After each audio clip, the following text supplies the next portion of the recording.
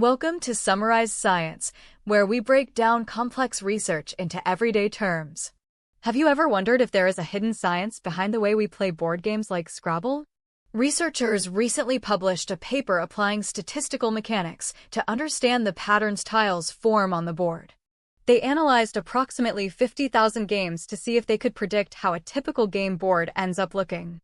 Instead of focusing on the specific words, they treated each square as a simple choice, either occupied by a tile or empty. This allowed them to create a mathematical model that mimics the way human players and computers interact with the board.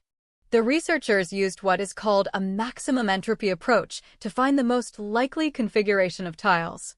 Their model successfully identified that players have a massive preference for high-scoring premium squares.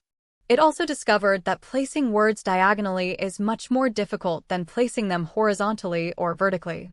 This often leads to a defensive strategy known as a staircase board that makes it harder for opponents to add new words. By looking at features like the number of words and the perimeter of the tile pattern, the model matched real-world data perfectly. They found that bingos, which are turns where a player uses all 7 tiles, create distinct spikes in word length statistics.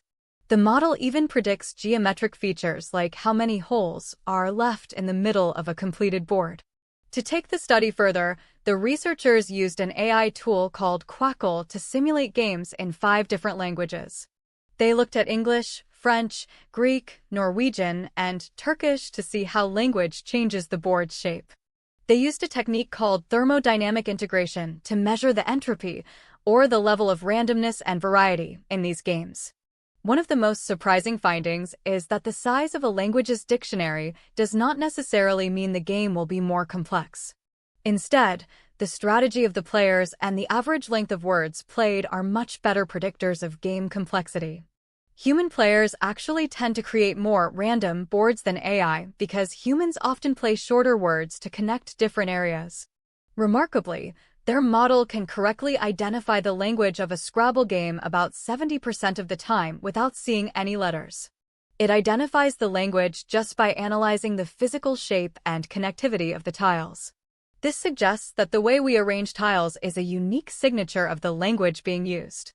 In conclusion, this study proves that the tools of physics can be used to decode complex human behaviors and linguistic patterns. It shows that strategic choices in games create structures that are mathematically predictable and distinct across different cultures. In the future, this approach could be used to classify different playing styles or even identify skill levels in various types of puzzles. It opens up a new way of looking at how the rules of a game and the structure of our language interact to shape the world around us.